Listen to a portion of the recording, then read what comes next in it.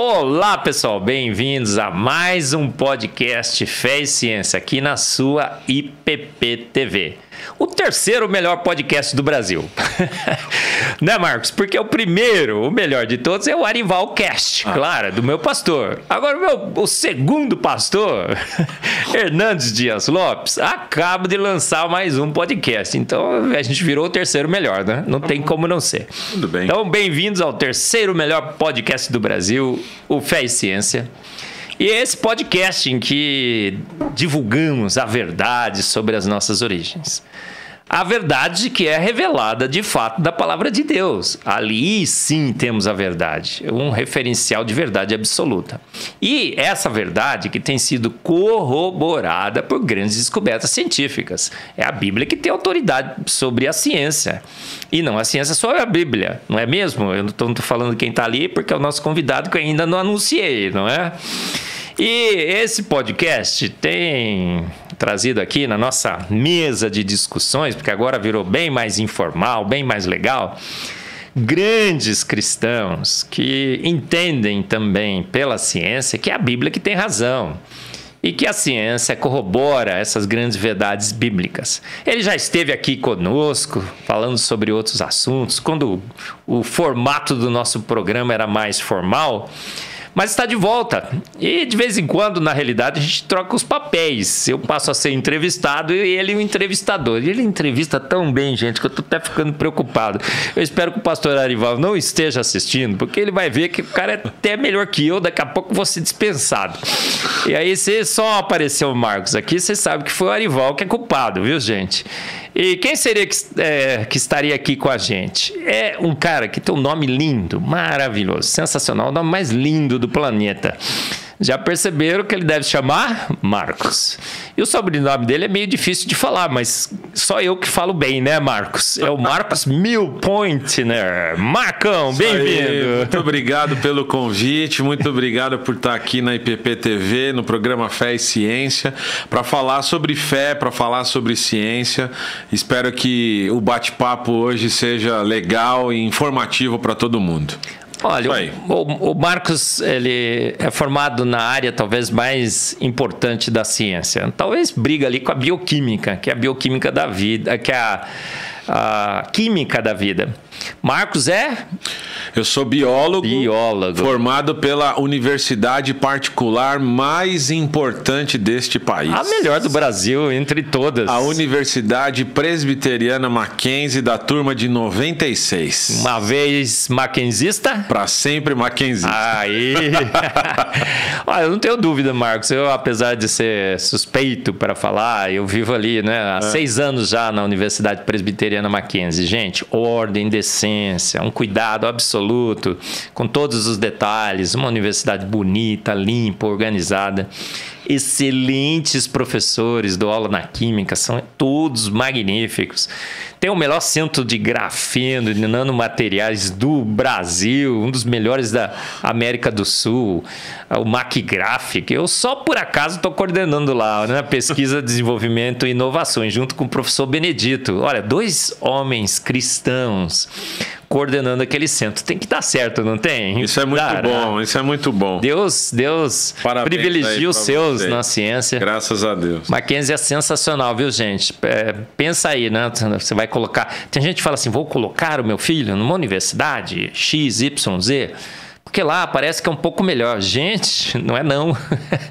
Não é só, não é aquela reputação. Você tem que ver que também se o ambiente é ou não é cristão. Uma universidade não é só a formação técnica que o aluno está procurando naquela área específica onde ele quer se graduar. O ambiente também é bastante importante, né? Isso faz bastante diferença. Bom, estamos aqui... falando do Mackenzie, porque eu vou pedir um aumento quando chegar lá, né? Não.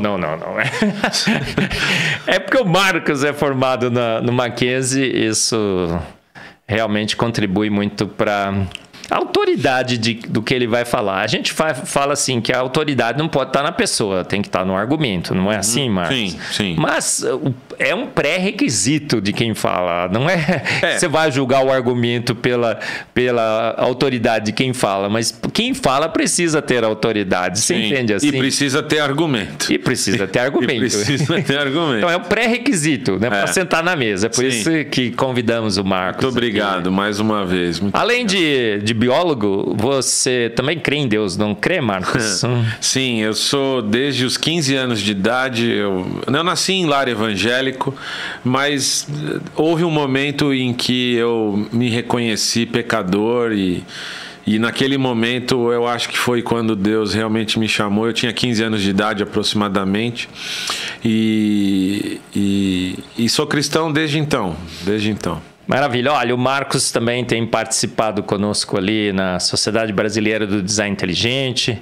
Tem dado palestras magníficas, viu, gente? Olha, quer falar com o Marcos, chamá-lo para palestras? Como é que o pessoal te encontra, Marcos?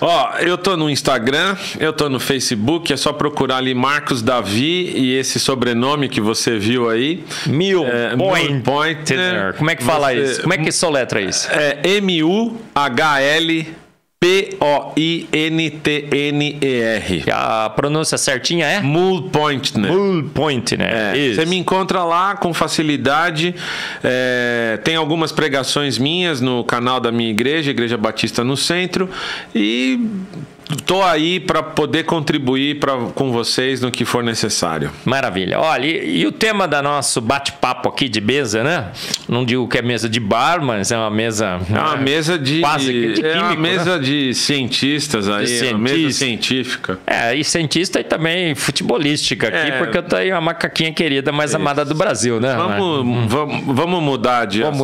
Vamos mudar de assunto. O Arival veio com a camisa do Palmeiras quando ele veio aqui no meu podcast. Nesses dias eu não posso falar muito do meu time, porque o meu time perdeu e perdeu feio. Perdeu de 5-0. Então é melhor a gente não... Qual é o seu time, Marcos? Eu torço pro São Paulo. São Paulo. Mas é melhor a gente não falar sobre isso. Pior o Santos, perdeu de 7-1. Tem Marcos, isso também. Você sabe, pessoal, Arival, presta atenção nessa, Arival. O pessoal fala que a Ponte Preta não tem título, não sei o quê, não ganha nada, é um time assim. O que é isso? Eu descobri outro dia que a Ponte tem o mesmo número de títulos do que o Palmeiras.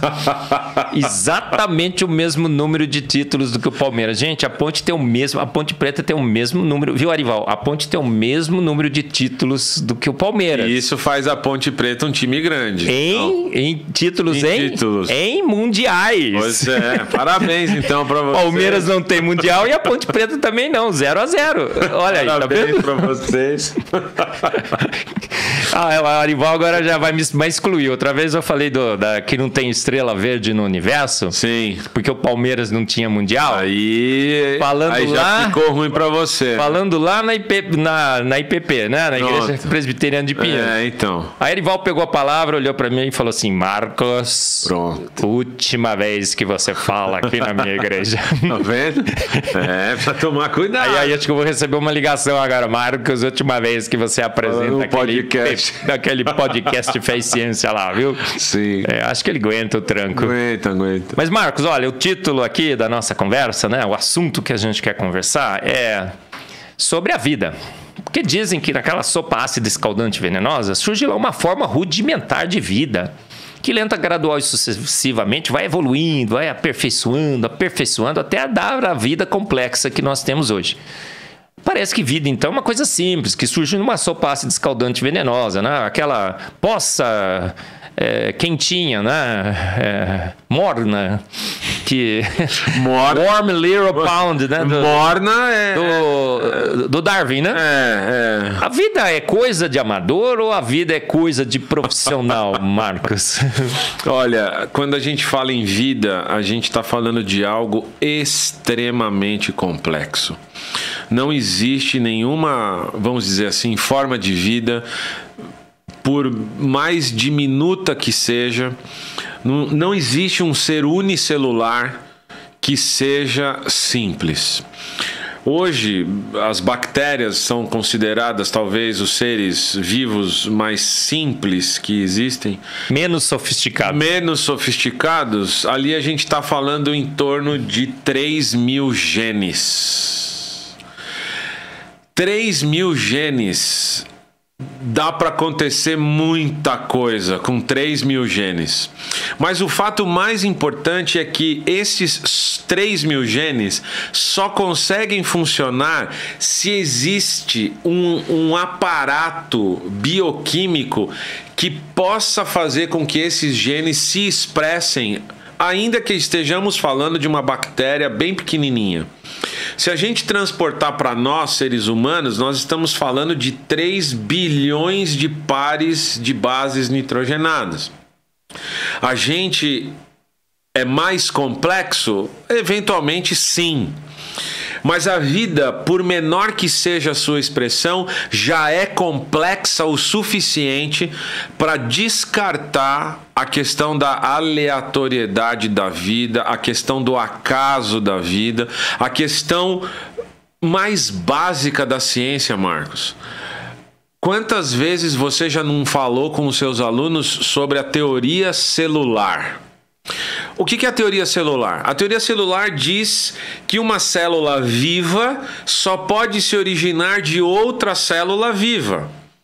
Só que a proposta naturalista deixa de lado isso e diz que essa sopa venenosa, escaldante, né, ácida, que não tem vida, fez surgir vida. E a grande questão é, pergunta para qualquer cientista que defenda isso: o que aconteceu para que algo não vivo se transformasse em algo vivo? A gente não sabe o que aconteceu, mas aconteceu alguma coisa, e isso é ensinado como ciência. Sabe? Então é muito difícil a gente entender que esses processos lentos, graduais e sucessivos tenham originado a vida na complexidade que ela tem, mesmo sendo um ser vivo muito pequeno. Pasteur elaborou uma lei, a lei da biogênese. Somente vida gera vida. Gente, isso é uma lei. Essa sim é lei. Não é a lei mais lei do que a gravidade da evolução, não é, Marcos? A lei é a lei de Pasteur, que nunca foi refutada e foi extremamente demonstrada em todos os experimentos em laboratório. A gente demonstra a lei de Pasteur. Sim. Só vida gera vida. Alguma célula foi construída na Terra? Até hoje, nenhum experimento conseguiu construir uma célula a partir de algo que já exista. Exemplo, pega o núcleo com o código genético, pega a mitocôndria, pega o lisossomo, pega o ribossomo, pega o retículo endoplasmático, pega todas as organelas citoplasmáticas, coloca dentro de uma membrana plasmática e vê se gera vida. Não gera. Não acontece nada. Alguma coisa existe para que algo não vivo seja transformado em vivo. Só que ninguém prova isso. Você pega uma célula viva, fura, ela morre.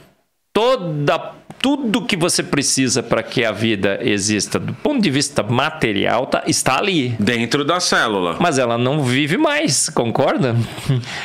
Não tem como você... Se ela morreu, você não vai trazer mais aquele aglomerado de moléculas de volta à vida, vai? Não tem como. Uma vez que está perdido aquilo, recuperar é extremamente difícil e praticamente impossível de se recuperar. A gente não precisa ir longe. Vamos dar um exemplo bastante simples.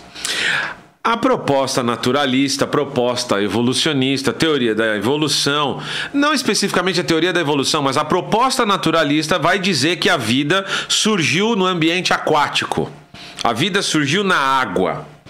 Ora, se a vida surgiu na água, de alguma maneira, o interior da célula tem que ter água para que as coisas funcionem dentro da célula. Beleza. Você que está nos assistindo já deve ter feito no colégio, há bastante tempo atrás, um experimento muito simples de colocar um pouquinho de água num copo e no mesmo copo colocar óleo. O que é que acontece? Marcos, você que é químico, o que acontece quando a gente coloca água e óleo no mesmo recipiente? Elas se misturam? Vira uma coisa só? O que acontece? 2 camadas e o óleo a camada superior.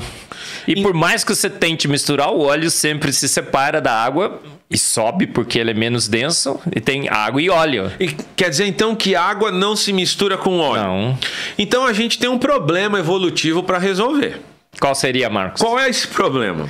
A membrana plasmática de todas as células, de todos os seres vivos, Oleosa. da menor bactéria até a baleia azul, que pelo menos visualmente é o que a gente sabe que tem de maior, todas as células são formadas por uma membrana lipídica, uma membrana com moléculas de gordura.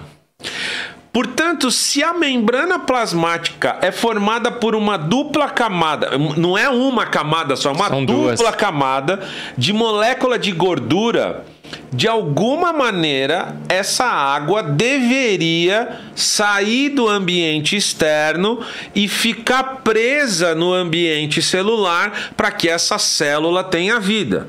Agora, se água e óleo não se misturam, como é que a água vai passar por essa barreira, digamos assim, lipídica, por essa barreira gordurosa? É absurdamente impossível um processo natural ter criado a vida. Vamos deixar que durante bilhões de anos a água vai encontrar um mecanismo para passar essa barreira lipídica. Isso a gente já está encurtando a história, porque se a gente for levar a fundo mesmo, como é que surge uma barreira lipídica num ambiente que não tinha nenhuma substância química que pudesse formar moléculas de gordura? Pior, Marcos, tem muitos nutrientes essenciais para a célula estão na água no exterior da célula e precisam adentrar a célula. Para que na célula esses nutrientes possam ser usados. Sim. Depois de usados, sempre tem um lixo. Sim. Um resíduo. Resíduo. Esse lixo precisa ser eliminado da água do interior. Como é que esse processo ocorre, Marcos? Essa é uma pergunta que os evolucionistas têm que dizer. Deveria estar acontecendo desde o início, porque sem nutriente a célula morre. Intoxicada com Exatamente. com seu lixo, ela morre também. Portanto, a primeira célula que venceu todas essas barreiras já deveria ter todo o aparato para produzir energia, para recolher os resíduos, para mandar esses resíduos para fora e para se manter viva durante todo esse processo. E como isso acontece nas células, Marco? Bom, a gente está falando só da água. Sim. Para não ficar muito complicado. Eu já vou falar pro Felipe. Peraí. Felipe, já vai colocando aquela coisa ali que o Marcos já vai dizer daqui a pouco o que é, né? A gente vai tratar só da água aqui. A gente pode falar de outros exemplos. A gente coloca o Felipe na fogueira lá e ele vai achar algumas outras imagens para nós. Mas você vai ver aí uma imagem muito simples, mas extremamente bem desenvolvida, bem desenhada e tudo mais. Vai aparecer aqui. Tá aí. Oi. Pronto. Você está vendo aí uma imagem extremamente didática. Você está vendo essas bolinhas amarelas. Você está vendo essas bolinhas amarelas aqui. E entre essas bolinhas amarelas tem esses risquinhos aqui. Essas perninhas, né? Essas perninhas. Esse é o desenho da membrana plasmática de todas as nossas células. Célula da pele, neurônio, hepatócito, célula muscular, todas as nossas células têm isso. E aqui você está vendo o que a gente chama de aquaporina. Essa aquaporina é justamente um canal que surgiu ao acaso nessa membrana lipoproteica para fazer com que a água possa entrar na célula quando a célula está precisando de água, ou sair da célula eventualmente quando a célula já está cheia de água. Ao acaso, sem querer, aleatoriamente, esse canal para passagem de água surgiu na célula, possibilitando que a água então fosse internalizada e tudo que acontece na célula possa acontecer. A questão é, esse canal é feito de substâncias químicas. Como que essas substâncias químicas foram feitas? A partir de um código genético, de um trecho do código genético do DNA, que foi transformado numa molécula de RNA mensageiro, que induziu a transformação de um RNA transportador. Esse RNA transportador pegou aminoácidos que estavam presentes naquela sopa escaldante, venenosa e com uma temperatura altíssima, e de repente tudo isso funcionou para que este canal de água fosse inserido exatamente na membrana plasmática, se comunicando com o lado externo da célula com o lado interno da célula. Dizem que isso é um milagre evolutivo, mas eu não posso nem chamar de milagre, porque milagres normalmente tem santo, não tem, Marcos? Tem santo. Quem é o santo que operou isso? Com o poder de fazer o milagre, não é? Quem é o santo que isso operou? Isso é um milagre sem santo. O pior, com santos que se opõem a esse milagre. Porque aminoácido não reage com aminoácido. A informação não é construída por processos naturais não guiados. Esse canal aí, Marcos, deixa passar água, certo? Sim. Mas só passa água, não é assim? E não passa nenhuma outra substância química. Por quê? química. Porque o orifício foi feito do diâmetro certinho da água, não foi? E a gente tem um outro detalhe que não podemos esquecer. A molécula da água é uma molécula polar. Sim. É uma molécula que tem polo positivo e polo negativo em função dos compartilhamentos de elétrons e tudo mais. Como é que ficam essas forças as forças de atração, né, eletromagnéticas, porque você tem essas forças aí. Como é que ficam essas forças eletromagnéticas para passarem por esse canal e não fazer a molécula grudar no meio do canal, ou grudar na entrada do canal, ou grudar na saída do canal, por conta dessa interação dessas forças elétricas que acontecem? Como é que se resolve isso há 4,5 bilhões de anos atrás, quando tudo era simples? Quando a Terra também era escaldante, ácida e venenosa, né, Marcos? Como fazer isso? Como fazer com que água líquida permanecesse líquida numa temperatura do planeta que era inviável para ter água líquida? A temperatura era tão alta que o líquido se transformava em gasoso. Basta 100 graus de temperatura. A Terra tinha muito mais do que 100 graus de temperatura naquela época, do ponto de vista naturalista. Então, a gente está falando de um canal aqui somente para água, mas eu vou fazer uma... Eu fui chamado para ser entrevistado, mas eu quero fazer uma pergunta para o Marcos. Ô Marcos, além da água, uma série de outras substâncias precisam passar. Algumas substâncias, a gente sabe, conseguem passar por essa barreira da célula, mas substâncias essenciais da vida precisam de outros canais. Os outros canais têm mais ou menos esse mesmo formato? Funciona do mesmo jeito? Nós temos os canais de sódio, canais de potássio, absolutamente sensacional.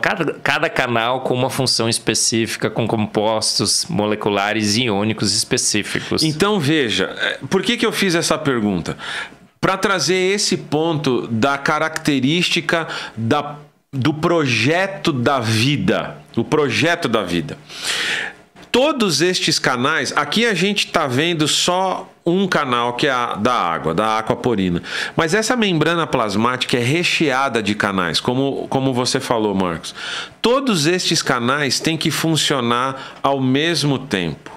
O canal que permite só a entrada de substâncias, ao mesmo tempo que só permite a entrada, tem que proibir a saída. E tem substâncias que sempre saem e tem substâncias que sempre entram. E a célula gasta energia para manter essa diferença. Marcos, aqui, tá vendo que tá entrando água e saindo água? Tem dupla seta, né? Vocês conseguem ver aqui pelo vídeo. Essa molécula azulzinha, clarinha aí, né? Meio esverdeadinha, né? Não sei como que você tá vendo aí na sua casa. Eu falo um capítulo do Fomos Planejados que... esse filtro só deixa passar água, e água 100% pura. É o melhor filtro de água do mundo. Você tem um filtro de água na sua casa, chega lá, né? Você vai ler as instruções do filtro, tá lá. Esse filtro de água é sensacional, ultra high-tech, desenvolvido na NASA. Esse filtro, ele filtra 98% dos pesticidas, micróbios, 97% dos micróbios, 95% dos poluentes e vai... Esse aí ele filtra 100% de tudo. Não passa nada. Não passa nada, só passa água hiper mega puro. E o pior dos piores dos piores é que a gente sabe em química, Marcos, que água é um fio de próton. Ela forma aquelas ligações de hidrogênio, 2 por molécula. E se você tem ácido, que é H+, que é o próton, de um lado, se tá passando água, como a água é um fio de próton, o próton passa pela água e deveria entrar na célula. Se entra próton na célula, você vai alterar o pH da célula. Sim. E você sabe, né, como biólogo, que o pH, o controle de pH celular é extremamente importante. É fino e extremamente preciso. Sim, porque você vai mudar, você muda o pH, muda a estrutura tridimensional das proteínas. As proteínas perdem a função. Denaturam e tudo mais. Exatamente. O que a vida fez? O que a vida fez? Entre várias aspas. A natureza fez, porque diz que foi a natureza, né? A mãe natureza. Não foi Deus. O que a mãe natureza fez? Exatamente quando a água passa pelo orifício, tem um aminoácido lá que é chamado de asparagina. A asparagina forma 2 ligações de hidrogênio com a água, como a água forma entre elas 2 ligações de hidrogênio também. Sim. Então, olha a coincidência cósmica de 2 por 2. E a asparagina, ela fica num ângulo de 90 graus. Com as 2 perninhas lá para formar as 2 ligações de hidrogênio. A água vem quando passa, é assim, gente. A água vem quando passa, que faz um clique. Porque ela começa a se alinhar agora com as perninhas da asparagina. Isso. Quando ela faz um clique, rompe a sequência das ligações de hidrogênio. E, portanto, o próton não consegue passar, porque o fio naquele ponto é sempre cortado. Eu digo que fica lá fazendo assim, clique, clique. Parece uma tesoura, clique. Né? É um alicate molecular. Então, olha, primeiro, já seria suficiente, né? Eu acho que a gente ficaria já indesculpável só com um filtro magnífico desse que passa água 100%. O pior, ele rompe o fio de prótons para não deixar entrar ácido. Como pode? Esse filtro nasceu pronto, não é? Eu digo que quem veio primeiro, o ovo ou a galinha? O filtro que deixava passar água ou o filtro que deixava passar água pura e cortava o próton? O ovo veio com a galinha dentro, né? Junto, A galinha veio com o ovo dentro. A gente está falando de mecanismos bioquímicos, eletroquímicos extremamente complexos. Extremamente complexos. E isso é importante que a gente diga. A vida pode se expressar da maneira mais simples, mas não existe simplicidade na vida. Michael Behe já deixou muito claro em A Caixa Preta de Darwin, que foi traduzido pelo professor Marcus Eberlin e publicado pela Koval Press. Não, ela foi publicada pela editora Mackenzie. Pela editora Mackenzie. É distribuído pela Koval Press. Koval Press. Nesse livro, A Caixa Preta de Darwin, Michael Behe pega várias estruturas celulares, ele não fica só no flagelo bacteriano, tá bom? Evolucionistas, nossos amigos naturalistas, bate em outra coisa, porque o flagelo bacteriano já está muito manjado. Pega outros exemplos ali do livro do Michael Behe. Cascata de coagulação. Pega lá a coagulação, a formação da coagulação sanguínea. Pega lá o funcionamento do olho, né? Tem vários exemplos ali no livro. Então, o Michael Behe vai dizer, e é importante comentar isso, porque pode ser que muita gente ainda não saiba disso. Por menor que seja o projeto feito, por menor que sejam as quantidades das partes deste projeto, se uma dessas partes está ausente, ou se não está funcionando, ou se funciona do jeito correto, o projeto desaba. Não funciona do jeito correto. O projeto não funciona do jeito correto e ele simplesmente desaba. A vida não poderia ser desta forma, porque o processo de vida é inevitável no ambiente. Onde há vida, onde há ser vivo, há processos de divisão celular. E essa vida vai se expressar da maneira para a qual ela foi projetada. O Dawkins vai falar de um tal de relojoeiro cego. O Dawkins vai falar de um projeto dentro da própria vida que controla a própria vida, né? Um projeto autocontrolado. Mas se a vida não poderia ter surgido espontaneamente, ela jamais poderia ser autocontrolada nesse começo. O projetista criou a vida e criou o autocontrole da vida. Porque quando a água não precisa entrar na célula, esse canal se fecha. Esse canal impede que a água entre, porque senão a célula poderia estourar de tanta molécula de água que tivesse dentro dela. Então chega num determinado momento que a célula para o processo de entrada de água, porque dentro dela já tem água suficiente. E aí começa um outro processo. O canal tem que se abrir e ao mesmo tempo impedir que a molécula de água saia, porque já tem muito dentro, e permitir que a água saia para haver um equilíbrio entre as concentrações das outras substâncias entre o meio intracelular e o meio extracelular. Essa concentração é balanceada, sobretudo, pela quantidade de água que tem dentro da célula e a quantidade que tem fora da célula. E isso a gente está falando numa escala nanométrica. Nanométrica. A gente não vê isso em qualquer tipo de microscópio, não. A gente está falando numa escala que o olho humano não molecular, vê. escala molecular. Marcos, e essas perninhas aqui, essa bolinha, é uma coisa extremamente simplificada, não é? Porque fala um pouco sobre a composição química dessas perninhas. O desenho é bastante simples, mas a gente está falando de uma molécula com milhares de átomos e centenas de ligações químicas, ou talvez milhares de ligações químicas. Essa molécula aqui é uma molécula que a gente reconhece nela uma região que tem afinidade pela água e uma outra região que não tem afinidade pela água. A gente está falando de uma molécula que tecnicamente nós chamamos de fosfolipídios. São moléculas de gordura com vários grupamentos fosfatos ligados a essas moléculas de gordura. São macromoléculas, como a gente chama na biologia, na química, porque são moléculas de alto peso molecular.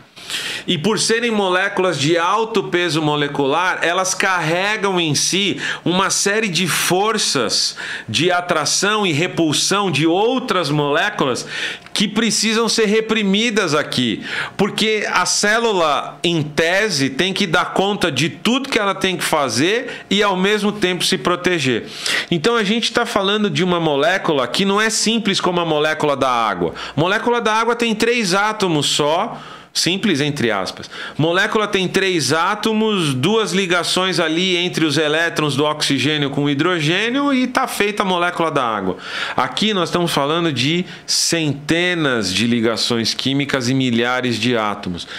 Essa estrutura aqui não é uma estrutura dura como essa mesa. Pelo contrário, a célula tem um movimento que tecnicamente a gente chama de flip-flop, né? Um movimento de onda, um movimento ondulatório dessa membrana plasmática, porque você está vendo que eu estou movimentando aqui a minha mão e as células da minha pele estão seguindo essa movimentação. Agora imagina se eu pegar essa mesa, se eu fosse capaz de pegar essa mesa e dobrar essa mesa quebraria. Mas estas células aqui, ó, elas estão dobrando e elas não estão morrendo, porque essas moléculas, apesar do fato de trabalharem como barreiras para que substâncias não entrem e não saiam da célula, essas moléculas também têm um movimento que permite que a célula tenha esse balanço. a gente não está falando de uma molécula simples. A gente está falando de um projeto acabado, definitivo, pronto e inteligente de vida.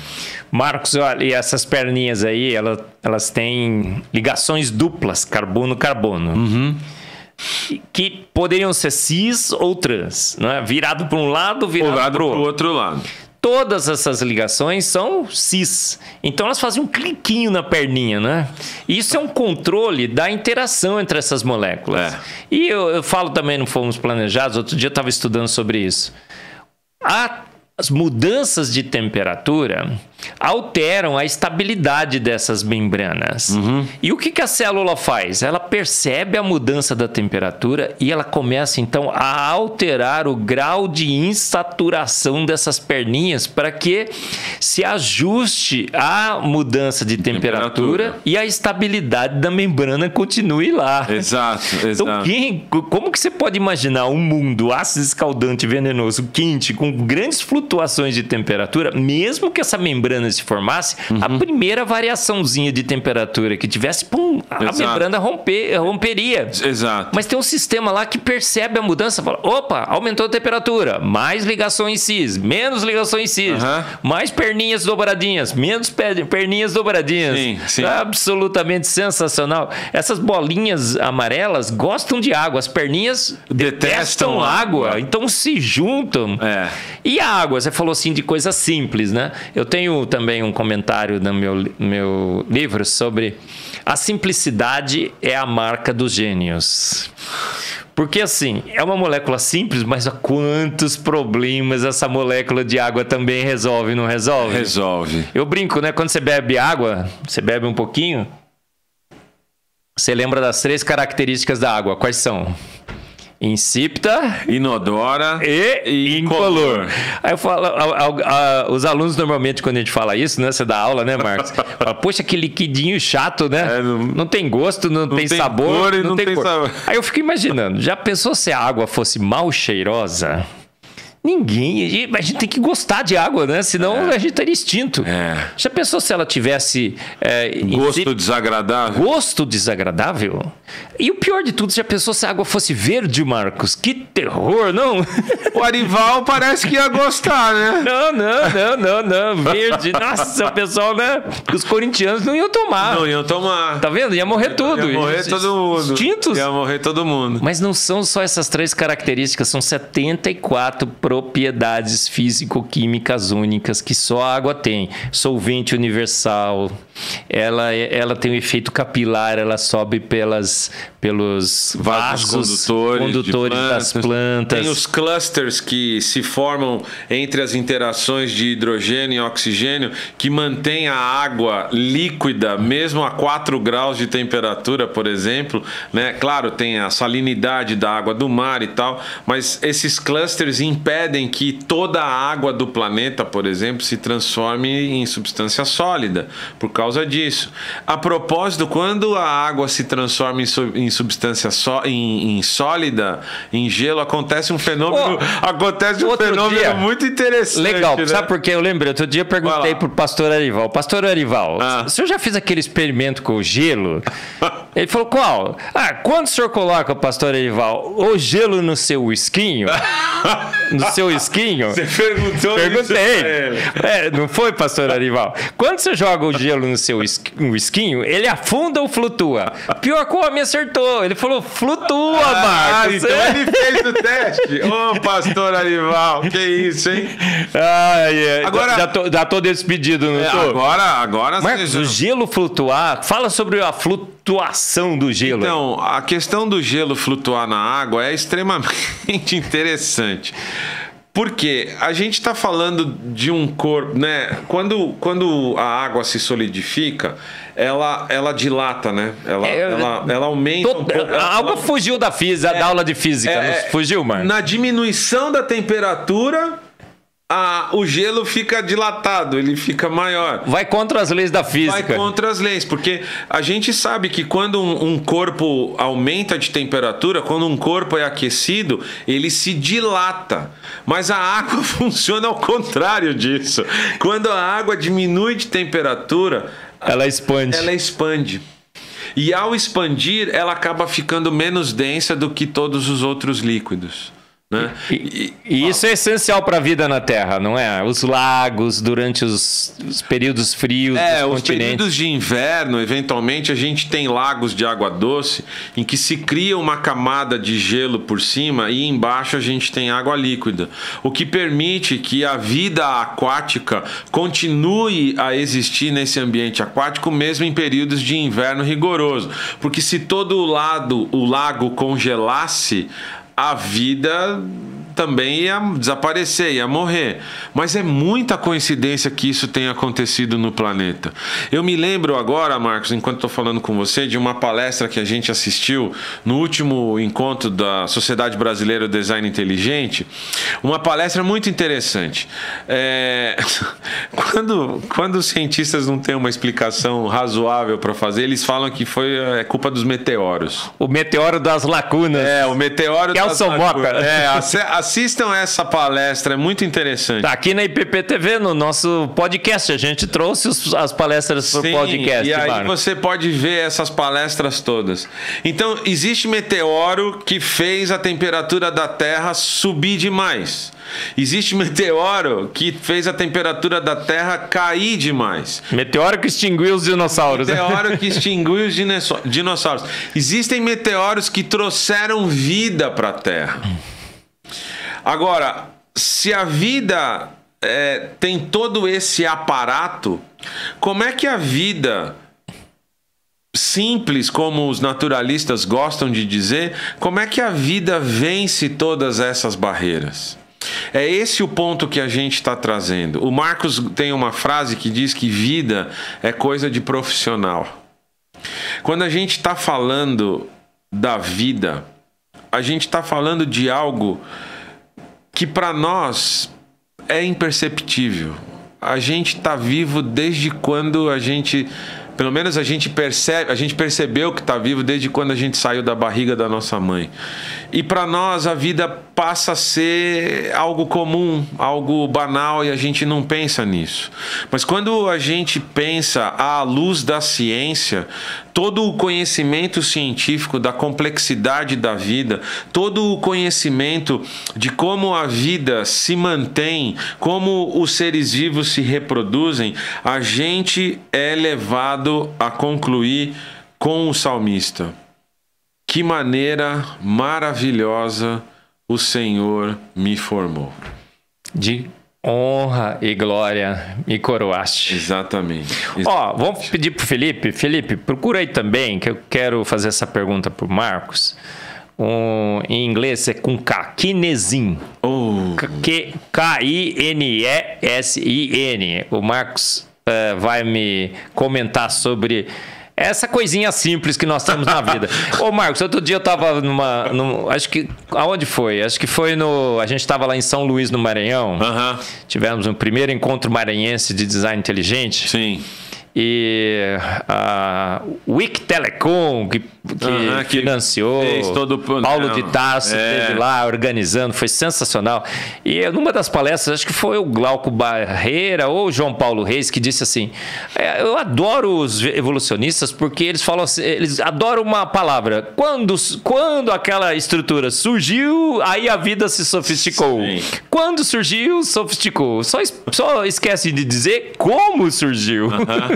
Era uma vez no passado uma célula sem aquaporina. Quando surgiu a aquaporina, a célula começou a transportar água. Exato. Mas tem um problema. E antes? E como que surgiu esse negócio, né? E como surgiu a aquaporina? E esse aí mesmo, Felipe, sensacional, gente. O Felipe está colocando agora. Deixa eu fazer essa pergunta agora. Olha, para você me responder, Marcos. Olha que bicho sensacional. Aí, olha só.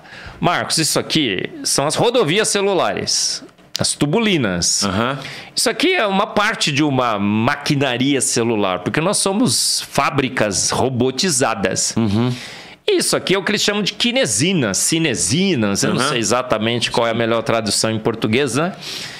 Isso é um robô nanomolecular, Marcos. Tem perninhas, tem bracinhos. Você conhece as kinesinas. Explica aí, Marcos. Vida é coisa de profissional ou coisa de amador? O que é a função desses robozinhos? E será que dava para processos naturais não guiados terem feito um robozinho desse surgir? Ó, a gente está falando de uma estrutura extremamente complexa para uma função que aparentemente é bastante simples, né? A gente está falando aqui de contração muscular. Contração muscular tá aqui, ó. A gente está piscando as nossas pálpebras e nem está percebendo que a gente está piscando. A contração muscular está acontecendo nesses músculos para a gente poder falar. A contração muscular está acontecendo aqui nesse músculo para manter tudo funcionando. Só que as substâncias precisam caminhar de um lugar para o outro. Só que esse transporte, essa locomoção, essa movimentação das substâncias químicas não é feita de maneira aleatória. A vida não é aleatória. Mesmo dentro da célula, as substâncias precisam percorrer um caminho específico, saindo de um lugar e indo para outro. Para que isso aconteça, existem rodovias, como você falou, que são essas tubulinas aqui na parte de baixo.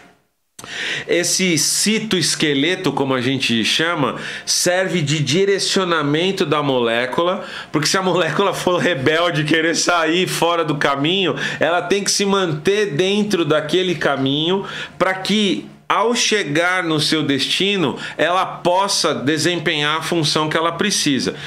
Existe no conteúdo celular o que a gente chama de segundos mensageiros, que são moléculas que são ativadas por mecanismos externos à célula, e estas substâncias se locomovem dentro da célula para locais específicos, onde, por exemplo, vai ter produção de ATP, vai ter contração muscular, vai ter síntese proteica, etc, etc. E aqui a gente está vendo um mecanismo, esse de pezinho aí, que é um mecanismo transportador dessa substância de um ponto da célula para outro ponto da célula, né? E isso é extremamente preciso, porque tem que ir a quantidade correta de moléculas, tem que ir na direção correta a essas moléculas e tem que ir na velocidade correta. Porque não pode chegar antes e também não pode chegar depois. O mecanismo é extremamente preciso. E Richard Dawkins, I'm so sorry. You are wrong. Extremely wrong. Isso não é cego, isso não é aleatório. Isso é designado, isso é projetado. Do mesmo jeito que o Stanley e o Miller projetaram aquele experimento da descarga elétrica, da amônia, da água e fizeram aminoácidos, isso só comprovou que uma mente inteligente poderia ter projetado aquilo, se bem que o projeto deles deu tudo errado, porque os aminoácidos que eles produziram lá não são úteis para a manutenção da vida. Mas isso aqui, quando a gente vê isso acontecendo, a gente vê uma substância química que existe para uma determinada finalidade. E esta substância química, que em si mesma, essa substância não tem inteligência, essa substância cumpre o papel para o qual ela foi designada. Marcos, essas kinesinas sabem aonde pegar essas moléculas, por onde caminhar e até onde levar. O interessante é que aqui não funciona aquela regra da ordem dos tratores não altera o produto. Altera sim, porque essa parte aqui, ó, não conecta com a molécula lá em cima. Essa parte só conecta com a tubulina aqui embaixo, que é o que o Marcos está falando. E aquela parte só conecta na molécula que precisa ser transportada. Perninhas e bracinhos, né, Marcos? Se a molécula fica invertida, o transporte não acontece e a célula entra em falência. Toda máquina precisa de energia. Da onde vem a energia, Marcos? Então, a energia vem da própria célula. ATP, né? Que produz o ATP numa organela citoplasmática que, se fosse desenhada nesse esqueminha aqui, a gente teria aqui centenas de mitocôndrias para produzir a energia suficiente para que essa molécula possa, gastando energia, transportar o que precisa ser transportado. Marcos, se Darwin assistisse esse podcast com as suas explicações, ele escreveria a origem das espécies? Ele acho que teria que repensar algumas coisas. Porque você falou da respiração. Sim. A respiração celular, eu não sei quanto tempo a gente tem. Vamos dar uma olhada aí. Quanto, Felipe? Né? Olha lá, 10 minutos. Okay, 10 minutos. Dá pra gente falar aqui. Uns 3 minutos para as considerações finais. 7. Menos isso. Vamos lá. A respiração celular não é uma reação química. A respiração celular é um conjunto de 3 reações. A glicólise, o ciclo de Krebs e a fosforilação oxidativa. Só que cada reação dessa, na verdade, é um conjunto.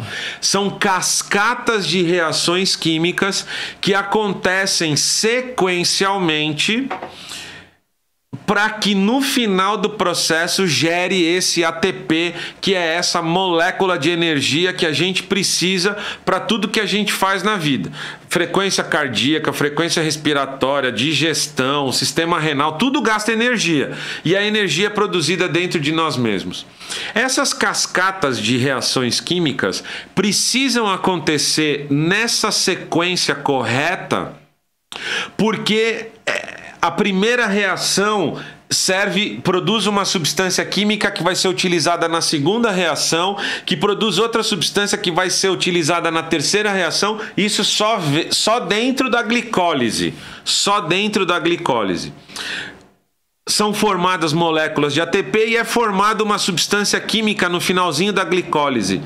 Essa substância química vai iniciar um outro processo chamado ciclo de Krebs. O Krebs, inclusive, ganhou o prêmio Nobel por causa disso. Uma cascata de uma dezena de reações químicas. E o mais interessante, a última substância química do ciclo de Krebs é exatamente a primeira substância que iniciou o ciclo de Krebs. O processo, além de inteligente, é um processo conservativo. Circular.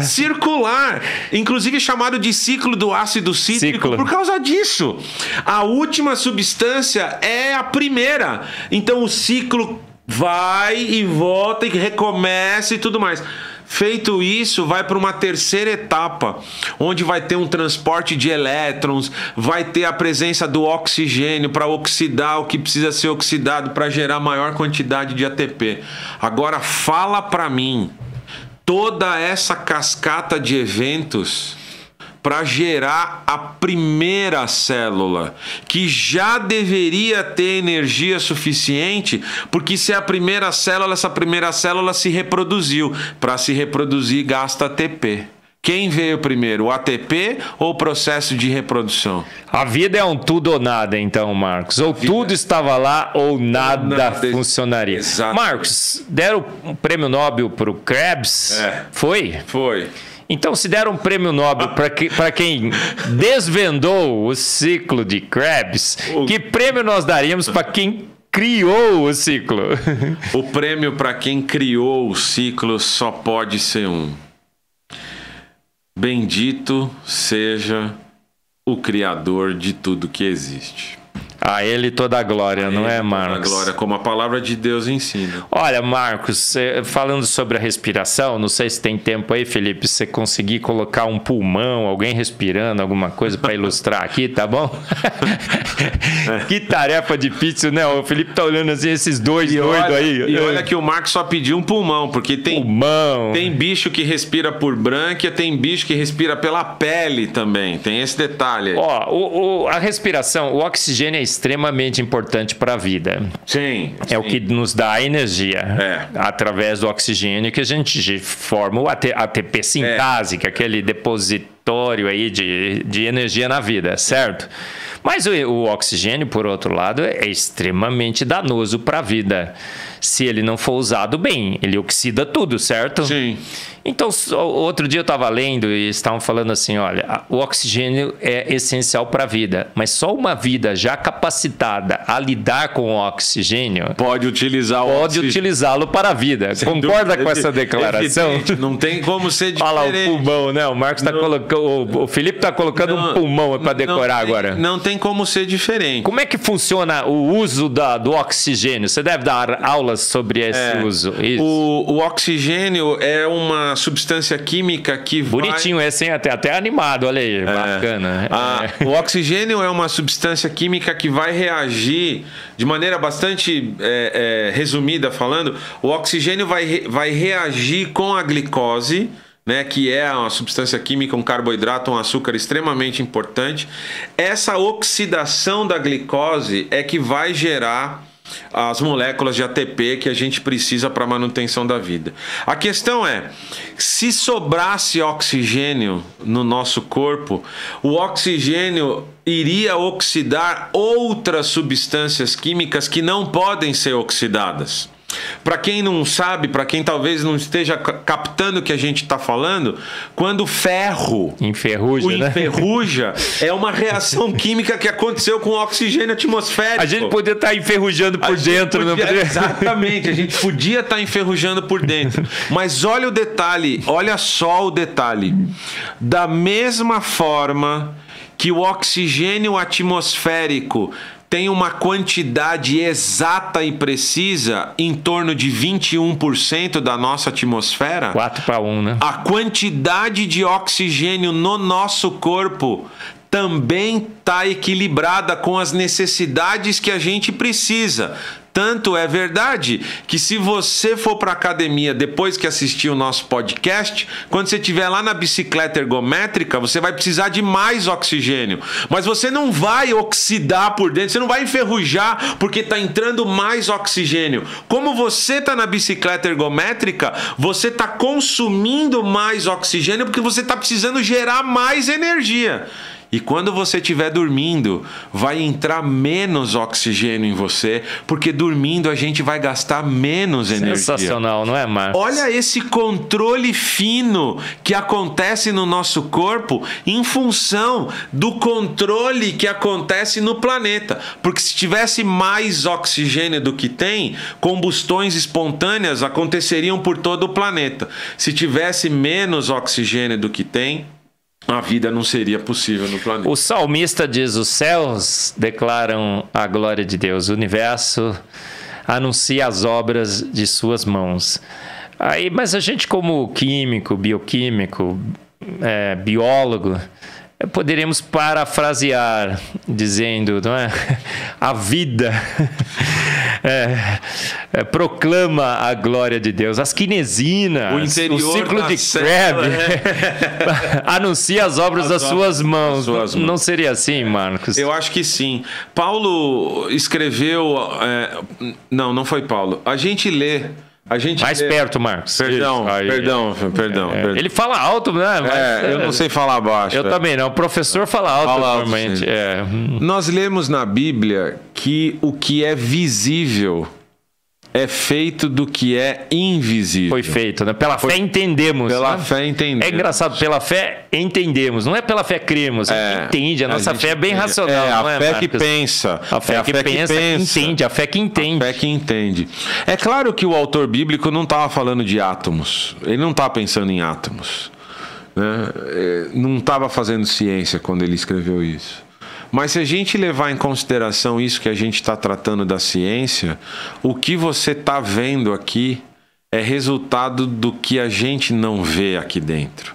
Nanomoléculas, moléculas pequenininhas, moléculas grandes, a interação a gente não vê. Então, o que a gente entende da vida, a gente entende por causa desse projeto, desse design que mantém a vida atuante, a vida se reproduzindo, se dividindo, e enquanto tiver fôlego de vida, nós vamos falar isso. Pessoal, foi um bate-papo super mega extraordinariamente legal, não foi? Essa mesa de bar aqui, o bar teológico, regada só a água. Não aquele whiskinho do Arival, né? Que o gelo flutua. Não fala assim. Foi super, super legal, não foi, gente? Marcos, extremamente grato pela sua presença. Você já foi apresentador no programa anterior, no podcast anterior. Agora deu uma aula sensacional de biologia, bioquímica e tudo mais. Ó, terminando, o Felipe vai dar um foco ali no Fomos Planejados, a maior descoberta científica de todos os tempos. Se você quiser se informar ainda mais, acesse lá Editores Ion, uma parceria com a Coval Press. Você tem o Fomos Planejados, Antevidência, o Duelo Científico do Século, A Fé dos Ateus, do João Paulo Reis, está sendo reeditado pela Coval, pela Ezion, logo estará disponível até o final do ano. Você viu essa camiseta sensacional do T-Rex vegano, né? Minha marca registrada, logo estará disponível na Coval. Falando com o João aí para a gente fazer uma parceria com a Ezion. Sensacional esse podcast, Marcos. Você vai ter 30 segundos para suas considerações finais assim que eu terminar de falar, né? Tá bom. Então assista todos os nossos podcasts, os programas anteriores. Se informe, esteja sempre pronto a dar a razão da sua esperança. Marcos, 50 segundos aí de considerações finais. A vida é coisa de amador ou coisa de profissional? A vida é coisa de profissional, a vida é coisa do Deus vivo. Vida só pode surgir de vida. Ser vivo só pode surgir de outro ser vivo. E o Deus das Sagradas Escrituras é vivo e permanece para sempre. Amém, amém. Pessoal, muito obrigado, Marcos. Filipão ali, nem chamei ele de Paquito, olha só. Muito obrigado, pessoal. Até o próximo podcast Fé e Ciência. Só aqui na nossa IPP TV. Até lá, pessoal.